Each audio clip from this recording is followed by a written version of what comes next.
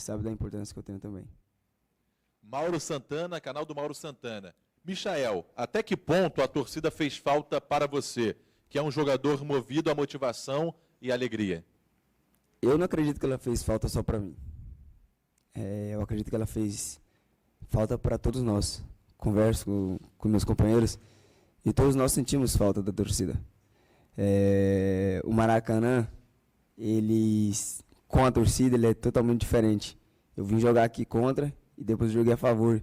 E eu vi o quanto era bom, o quanto gostoso era estar aqui com a torcida, apoiando, incentivando. Então, eu acho assim que a gente sente muita falta da torcida. E eu espero que essa pandemia possa acabar o mais rápido possível, que Deus possa abençoar aí, que podemos vacinar logo as pessoas para que a gente possa ter a torcida do nosso lado novamente e assim dar muita alegria para eles também, como eles também nos dão muita alegria torcendo pela gente. Monique Danello, TNT Esportes. Pela falta de sequência em algum momento, você chegou a pensar que ser emprestado poderia ser a melhor opção para conseguir retomar seu futebol? Ser emprestado eu não acho a melhor opção. Eu cheguei aqui não foi à toa. Eu trabalhei muito, como eu trabalho todos os dias. E se você for pegar o elenco do Flamengo, ele tem muita qualidade. Hoje, eu sou reserva dos melhores 4 atacantes do Brasil. E eu tenho que respeitar cada um deles como respeito, porque são pessoas boas, atletas bons. E o que eu aprendo com ele todos os dias é bom para minha carreira e será bom para o meu futuro, certo? Ouço muito conselhos e respeito cada um deles. Então, eu respeito, tento esperar a minha oportunidade, certo? E, se Deus quiser, exercer a minha melhor profissão, que é jogar futebol. Pergunta agora do Felipe Schmidt, do GE. Michael, qual é a avaliação que você faz na sua primeira temporada no Flamengo? Quais as dificuldades que você teve para poder render o que se espera? Eu ainda estava me habituando na cidade. Foi um ano assim, de muito aprendizado, como eu disse. Aprendi, ganhei títulos. Isso foi bom para minha carreira. Foi bom coletivamente, mas também foi bom individualmente para mim. Creio eu que eu sou um outro homem, né? Esse ano aqui no Flamengo eu aprendi muita coisa. E quando eu decidi voltar, antes, foi por isso. Porque eu amo jogar futebol. Eu quero estar aqui no Flamengo porque o clube me proporciona muitas coisas, certo? O clube é muito grande e eu preciso estar aqui para me habituar mais, aprender mais, certo? Então, eu creio que meu ano não foi assim o ano que eu esperava, individualmente, mas coletivamente foi o ano que eu queria. Eu tinha um sonho que era ser campeão brasileiro. E mesmo não jogando muito, mas eu ajudava meus colegas de trabalho treinando. E então, assim, coletivamente foi um ano muito bom para mim. E eu espero que esse ano seja um ano melhor ainda. João Muito Pedro lúcida Granete, coluna do Fla. Boa. serena, Legal, né? boa Sim, muito boa. a entrevista, a declaração do Michael, né? Porque, assim, individualmente não foi o melhor ano para mim, mas eu sou reserva dos melhores titulares do Brasil. Ele tem razão. Assim. E deu recado, assim, não quero... Ser emprestado não é a melhor opção. Porque é uma escolha que pode ser interessante para a carreira, você ficar num grupo vencedor, ainda que jogue menos, do que você ir para uma equipe que vai ficar ali ralando na parte intermediária da classificação, ser titular e ter uma responsabilidade muito grande ali. Então, fazer parte de grupos vencedores, ainda que você não seja um dos principais, o protagonista, é bom para a carreira também. E acho que ele pode desenvolver o futebol dele dentro do Flamengo. Está abaixo, bem abaixo do que se esperava. E acho que ele tem consciência disso. Mas talvez também esteja tendo menos oportunidades do que ele esperava. Mas mesmo nas oportunidades, ele não foi tão bem como se esperava. Então, ele sabe disso. Acho que ele está consciente disso. Só que ele quer continuar tentando, e eu acho que é justo, porque foi pouco tempo, ser o Michael que fez com que ele fosse contratado pelo Flamengo. E você concorda, Cereto, que essa é a melhor opção para a carreira do Michael, é a permanência no Flamengo? Bom, isso é muito pessoal, né, de cada um, evidentemente, né, mas acho que o Michael, ele está curtindo fazer parte desse grupo do Flamengo. Ele tem razão quando ele diz que ele é reserva dos 4 melhores atacantes do Brasil. A questão é ele tentar entender e mostrar para o técnico do Flamengo, Rogério Ceni, que ele pode ser a primeira opção para a reserva desses 4.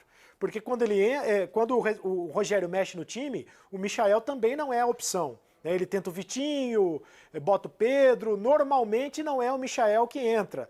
Mas o Michael está explicando aí porque não está rendendo o que dele se imaginava. Tem muitas explicações. Pode ser mesmo essa questão da adaptação ao Rio de Janeiro, né? Ele morava em Goiânia. Pode ser a adaptação à camisa do Flamengo. Uma coisa é você jogar no Goiás, outra coisa é você jogar no Flamengo. E depende dele crescer de produção. E a entrevista foi muito boa. Assim, só não deu para ver o Michael direito. Não né? deu. Porque tinha 2 placas na cara dele. Monte de patrocínio. Uma chuteira na frente, um garrafão de água. Nem ali ele conseguiu ser protagonista, né? Tava difícil para ele. Não conseguiu, a gente ficou prestando atenção em tudo, teve que fazer um Menos no esforço. A que ponto chegamos, hein? A que ponto chegamos? Tudo pelo dinheiro, um pouquinho mais pelo dinheiro. Ele falou, gosto tanto de futebol, gosto tanto do que eu faço, que voltei antes das férias, né? Porque o elenco principal do Flamengo só se reapresenta agora na próxima segunda-feira, no dia 15. O Fluminense, aí falando do Fla-Flu, né, do jogo de domingo, o Fluminense fez o mesmo movimento com alguns jogadores. Também tinha uma previsão de reapresentação na semana que vem, mas aí trouxe alguns jogadores do elenco principal para reforçar para o Fla-Flu. E o Fluminense, que vem de 2 derrotas no Campeonato Carioca, o Flamengo vem de 2 vitórias. Acham que esse retorno de jogadores da equipe principal vai equilibrar esse clássico ou vai, de repente, mudar o favoritismo? Não sei se muda o favoritismo. Porque o favoritismo, assim, é claro que o Flamengo já jogou um pouco mais reforçado na segunda partida, inclusive pelo Michael. Precisa ver que força que o Fluminense vai colocar em campo, porque os 2 primeiros jogos do Fluminense foram bem decepcionantes. Então, mas eu tenho a impressão de que o Flamengo segue sendo favorito. Mas vamos lembrar que nos últimos anos, quem venceu o Flamengo no Campeonato Estadual e também venceu no Campeonato Brasileiro, e aí com força máxima, foi o Fluminense. E temos isso para mostrar, é o seguinte, olha só, nos últimos anos, nos últimos 2 anos, nos últimos 2 campeonatos cariocas, para sermos mais precisos, Flamengo enfrentando os 3 rivais locais, né? Botafogo, Fluminense e Vasco. 10 vitórias, 2 derrotas. E aí a gente vê lá, ó, que as 2 derrotas foram justamente para o Fluminense. O Flamengo venceu o Fluminense 5 vezes, mais do que perdeu, mas o time que conseguiu vencer o Flamengo no Campeonato Carioca nas 2 últimas temporadas foi o Fluminense, embora com um aproveitamento menor. E aí a gente vai ter o Fluminense também? A análise do Fluminense em clássicos nos últimos 2 campeonatos cariocas contra os 3 principais rivais. 4 vitórias, 4 empates, 7 derrotas e 2 dessas vitórias, como a gente falou, foram em cima do Flamengo em 9 jogos. É isso, só o retrospecto do Campeonato Estadual, né? Isso. É o Campeonato Brasileiro, o Fluminense ganhou a última partida. Pediu, chegou. Então, retrospecto geral em Fla-Flus, o Flamengo venceu 7 vezes, o Fluminense 3, foram 3 empates em 13 jogos. Aproveitamento do Flamengo de 61%, um pouquinho mais que isso, do Fluminense cerca de 31%. Não, Nas 2 últimas, né? O Flamengo claramente superior ao Fluminense, mas o Fluminense sendo o rival que faz alguma frente ao Flamengo, porque Vasco e Botafogo estão com muita dificuldade. Então você pega o último jogo, o último Fla-Flu, em que o Fluminense consegue não só igualar as forças com o Flamengo, ainda era o Flamengo que estava se preparando para ser campeão brasileiro, mas era o Flamengo com todo o potencial que tinha, mas o Fluminense não só joga de igual para igual, como chega no final do jogo mais forte a ponto de vencer a partida. Então, assim, é um time que... E aí a gente está falando de times completos, né? Nós vamos ter um clássico muito diferente no final de semana. Qual é a sua expectativa para esse clássico, Cereto?